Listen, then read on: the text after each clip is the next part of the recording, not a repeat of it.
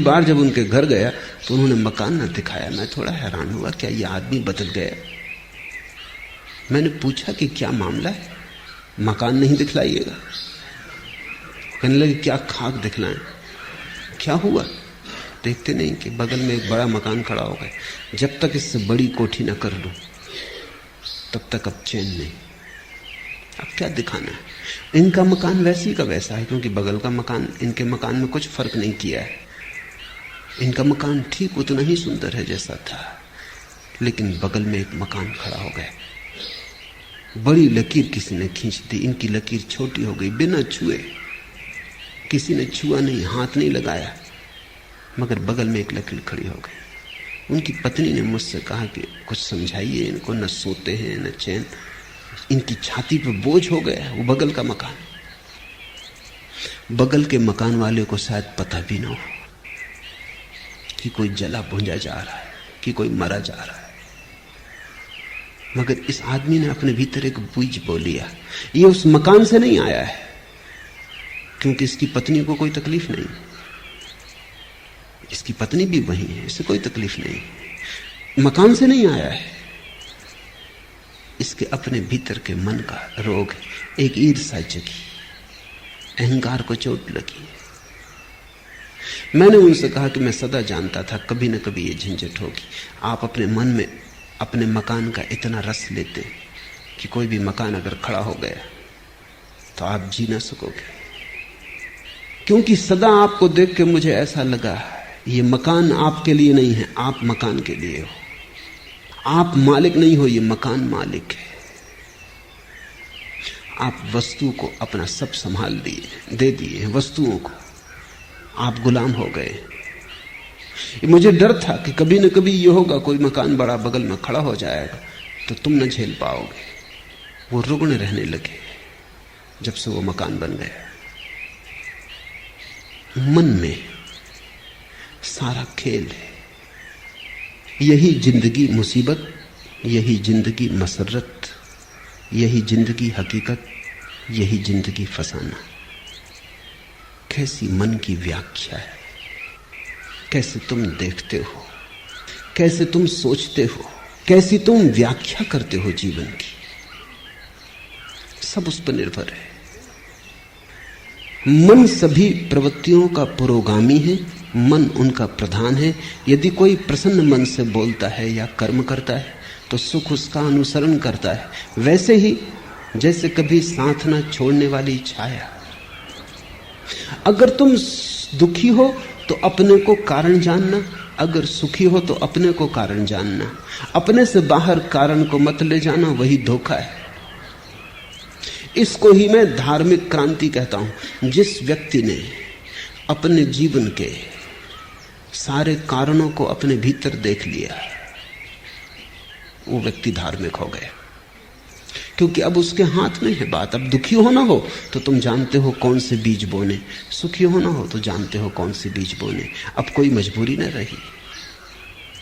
फिर अगर दुख में ही मजा लेना हो तो मजे से बीज बो, कोई बाधा नहीं डाल सकता। लेकिन एक बात फिर तुम न कर सकोगे कि दुख के तो बीज बो और रोना भी रो कि मैं दुखी क्यों। अपने ही हाथ से जहर पियो और फिर रो कि मैं मर क्यों रहा हूं। मरना हो मजे से जहर पियो, जीना हो मत पियो। तुम्हारे हाथ है, तुम्हारी प्याली है, तुम्हारा जहर है, और तुम्ही को जीना या मरना है। उसने मुझे डांटा, मुझे मारा, मुझे जीत लिया, मेरा लूट लिया। जो ऐसी गांठें मन में बनाए रखते उनका वैर शांत नहीं होता। उसने दूसरे पर जिनका सारा जोर, उसने मुझे डांटा, उसने मुझे मारा, उसने मुझे जीत लिया, मेरा लूट लिया। जो दूसरे पर नजर रखते। बुद्ध का एक शिष्य हुआ पूर्णकाश्यप, वो निश्चित ही पूर्ण हो गया था, इसलिए उसे बुद्ध पूर्ण कहते हैं। फिर एक दिन बुद्ध ने उससे कहा कि पूर्ण, अब तू पूर्ण सच में ही हो गया, अब मेरे साथ साथ डोलने की कोई जरूरत ना रही। अब तू जा, अब तू गांव गांव नगर नगर घूम और डोल, मेरी खबर ले जा।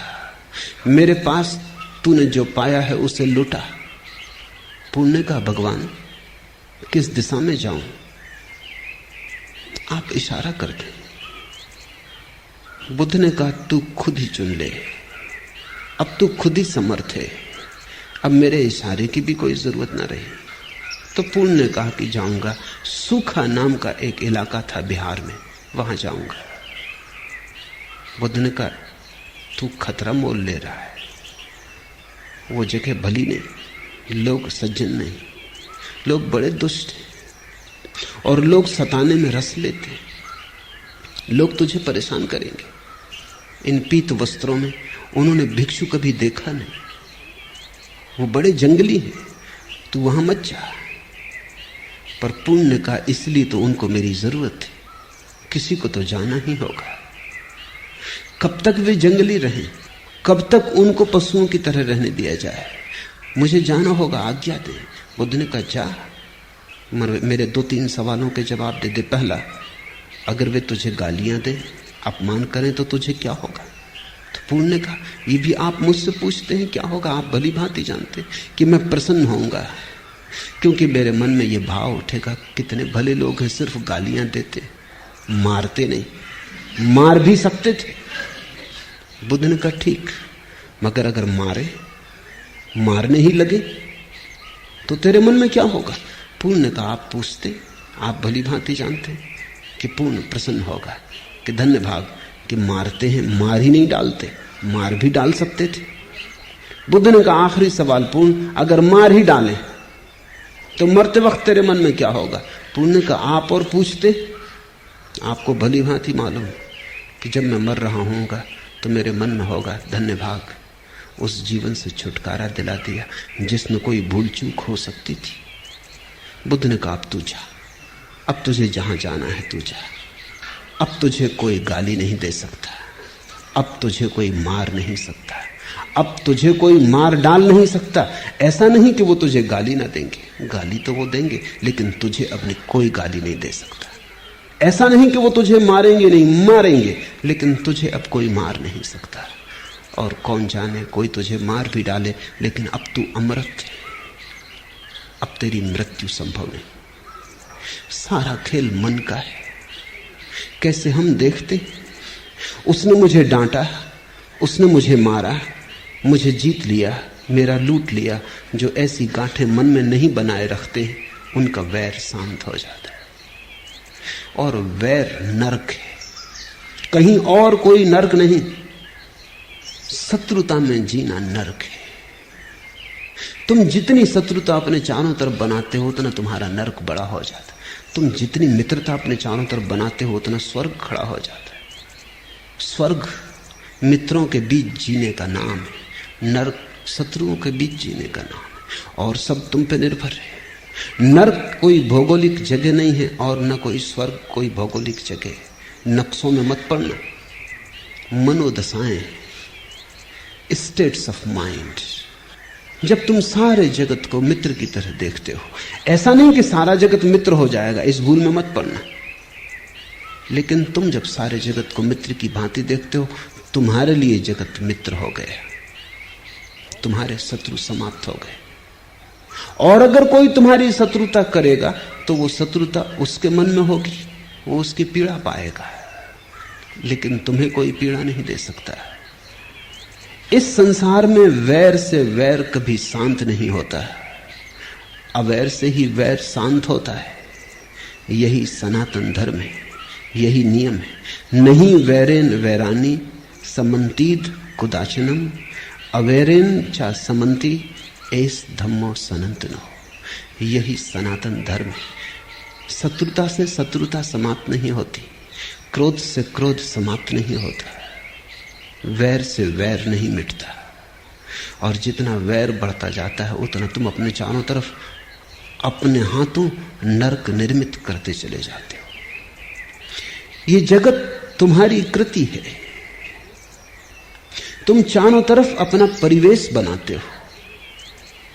ये बात तुम्हें दिखाई पड़ जाए, ये इशारा तुम्हें समझ आ जाए, तो तुम्हें फिर कोई दुख नहीं दे सकता। तुम्हारा स्वभाव तब सुख हो जाएगा। फैलाओ मैत्री। महावीर ने कहा है, मिट्टी में सब भूएसु वैरम मज्झ न के नहीं। मेरी मित्रता सबसे है, सारे विश्व से, सब भूतों से, सब भूएसु, और वैर मेरा किसी से भी नहीं। महावीर के कानों में भी खीले ठोकने वाले मिल गए, पत्थर मारने वाले मिल गए, महावीर को गांव-गांव से खदेड़कर बाहर निकालने वाले मिल गए, लेकिन महावीर यही कहते रहे, वैरम मज्झ न के नहीं, मेरी किसी से कोई शत्रुता नहीं। उनकी होगी, उनका हिसाब वो जाने। अभी कुछ दिन पहले मैं एक कहानी कह रहा था कि दो मनोवैज्ञानिक, एक ही मकान में उनका दफ्तर था, रोज सुबह आते, लिफ्ट में सवार होते, अक्सर सांस सांस सवार होते। वो जो लिफ्ट को चलाने वाला सेवक था वो बड़ा हैरान था। जब भी वे दोनों सांस सांस जाते तो पहले एक मनोवैज्ञानिक उतरता 10वीं 12वीं मंजिल पे कहीं। जब भी वो उतरता दरवाजे से लौट के दूसरे मनोवैज्ञानिक के ऊपर थूकता, चला जाता अपनी तरफ, और दूसरा चुपचाप अपना रुमाल निकाल के अपना मुंह पोंछ लेता, टाई पोंछ लेता, या कोट पे पड़ गया होता थूक, पोंछ लेता, रख लेता और तैयारी करने लगता, क्योंकि 15वें या 20वें मंजिल पर उसको उतरना। आखिर उस लिफ्ट मैन को और संभालना मुश्किल हो गया। एक दिन उसने कहा कि बात बहुत हो जा रही, ये मामला क्या है, ये आदमी क्यों आपके ऊपर थूकता है? तो उस मनोवैज्ञानिक ने कहा, ये उसकी समस्या है, उसी से पूछो, मेरा इसमें कोई हाथ ही नहीं, ये समस्या उसकी है, उसी से पूछो, बेचारा, जरूर कोई ना कोई पागलपन उससे सवार है, मेरा तो कुछ भी नहीं बिगड़ता है।